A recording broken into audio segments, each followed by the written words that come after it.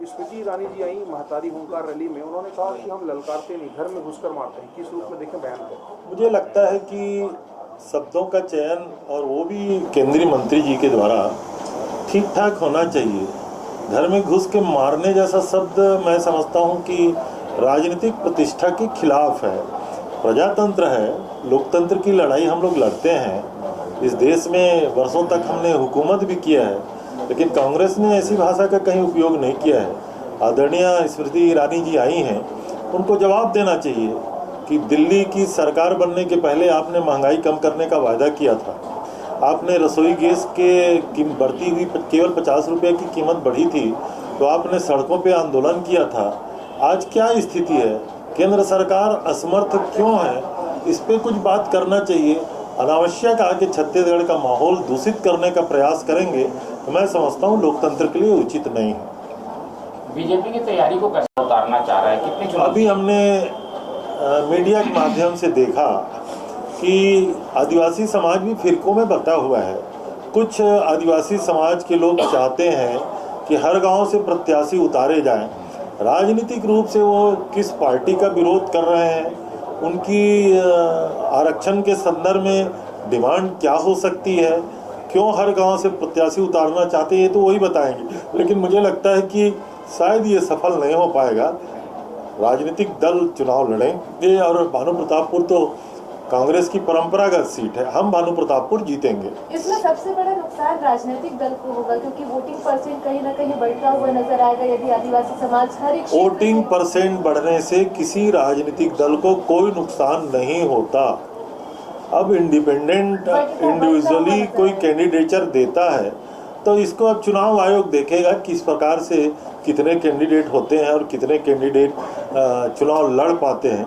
लेकिन हमें लगता है कि ये केवल नामांकन के दिन तक की पैतरेबाजी है। सर, जीएडी ने पत्र माथुर पहली बार छत्तीसगढ़ दौरे पर आ रहे हैं। कहा जा रहा है भानु प्रतापपुर चुनाव में जो लोग रणनीति तय करने वाले हैं भाजपा के लोग, उनसे अलग से चर्चा करेंगे। काफी महत्वपूर्ण बताया जा रहा है। अब भानु प्रतापपुर चुनाव सामने है। अब इसको तो आप प्रदेश के इलेक्शन का सेमीफाइनल भी कह सकते हैं। और जहाँ तक प्रभारी सम्माननीय श्री ओम माथुर जी के आने का सवाल है, भारतीय जनता पार्टी के इन 4 सालों में ये 5वें नंबर के प्रभारी आ रहे हैं। अब 4 प्रभारी लौट चुके हैं, 5वें प्रभारी क्या कर पाएंगे ये तो ओम माथुर जी ही, सम्माननीय ओम माथुर जी ही बता पाएंगे। लेकिन हमें लगता है कि भानु प्रतापपुर के अगर सिलसिले में आ रहे हैं तो यहाँ उनका जो भारतीय जनता पार्टी को जिस प्रकार से भी वो निर्देश देंगे, मैदान में वो सफल होने वाले नहीं हैं। छत्तीसगढ़ में आदरणीय मुख्यमंत्री जी के प्रति यहाँ के किसानों का, यहाँ के वनवासियों का, यहाँ के आदिवासियों का जो विश्वास है, जो आस्था है, आज भी मजबूत है। भारत जोड़ो यात्रा में मध्य प्रदेश में यहाँ से भी कांग्रेस बढ़ा रही है, महिलाओं को अलग अलग फोकस कर रही है, युवाओं के बाद महिला। अब चुनाव केवल 1 साल शेष है। इसी नवंबर में आने वाले वर्ष में छत्तीसगढ़ की विधानसभा का चुनाव होना है। 15 साल छत्तीसगढ़ में हुकूमत करने के बाद 15 सीटों में भारतीय जनता पार्टी सिमट गई थी। 4 साल लगभग वो सुसुप्ता अवस्था में थी। अब चुनाव की तैयारी के सिलसिले में वो अपनी तैयारी कर रहे हैं, चाहे युवा मोर्चा हो, चाहे महिला मोर्चा हो, उनके कार्यक्रम कर रहे हैं। राजनीति में, लोकतंत्र में हर पार्टियां अपने अपने हिसाब से कार्यक्रम करती हैं, लेकिन मुझे लगता है कि उनका 15 साल का कुशासन जो है वो भारतीय जनता पार्टी को के किसी भी तैयारी को छत्तीसगढ़ में स्थापित नहीं होने देगा। भानु प्रतापपुर में अब आदिवासी जनप्रतिनिधियों और अधिकारियों के बीच सौहार्दपूर्ण व्यवहार रहे। सामान्य प्रशासन विभाग के द्वारा सतत इस प्रकार के निर्देश दिए जाते रहे हैं। लोकतंत्र में जनप्रतिनिधियों का सम्मान हमेशा रहना चाहिए। कहीं कहीं कभी कभी कोई बातें आ जाती हैं कि आमंत्रण कार्ड में नाम नहीं छपाया गया या समय से किसी जनप्रतिनिधि को आमंत्रण नहीं मिला, तो सामान्य प्रशासन विभाग ने फिर से निर्देश जारी किया है कि जनप्रतिनिधियों के सम्मान का संपूर्ण ख्याल रखा जाए। लेकिन सर, इसमें भाजपा कह रही है कि राज्य सरकार के संरक्षण में अधिकारी मनमानी कर रहे हैं, और मुझे लगता है कि ये आरोप एकदम निराधार है। ये वही अधिकारी हैं जो 15 साल भारतीय जनता पार्टी के राज में भी काम करते थे। भारतीय ये सामान्य प्रशासन विभाग के सतत प्रक्रिया होती है। अगर कोई बातें आती है तो इस प्रकार से निर्देश जारी किए जाते हैं। 21 नवंबर को भाजपा के बहुत ही सफलतापूर्वक हमारे सर्वमान्य नेता राहुल जी की भारत जोड़ो यात्रा चल रही है।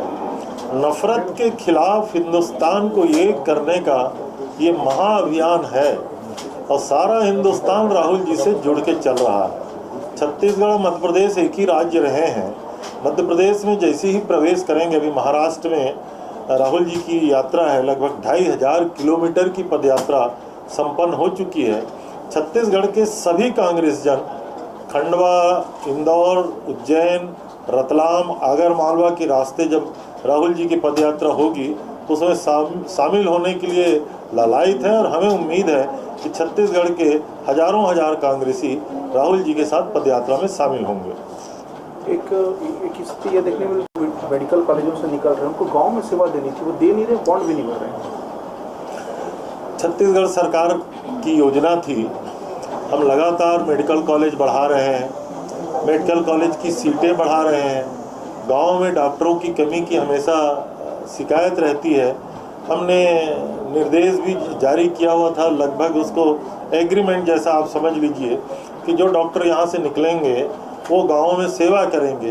लेकिन देखने में आ रहा है कि मेडिकल कॉलेजेस से निकलने के बाद बहुत सारे जो नए लड़के हैं वो शायद इससे दूर होते जा रहे हैं। बहुत सारे आधे से ज़्यादा बच्चे अभी भी गाँव में सेवा देते हैं, लेकिन जिन लोग नहीं जा पा रहे हैं उनके लिए अलग से प्रावधान है और आने वाले समय में हम उम्मीद करते हैं कि अधिकांश बच्चे गाँव में जाके सेवा करेंगे। सर, ये जो नोटिस दिया गया है या तो आप ज्वाइन करिए 20 लाख रुपए का, तो क्या बहुत सदपूर्ण में नजर आई सरकार? लेकिन ये हर साल का है, हर बार ऐसा होता है। अब जितने लोग जा पाते हैं, ज़्यादातर लोग जा पाते हैं, कुछ लोग नहीं जा पाते, उसके लिए ये प्रावधान है और प्रावधान है तो उसके तहत नोटिस दिया जाता है।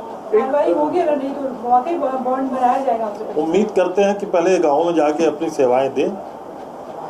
एक अच्छी पहल ये है कि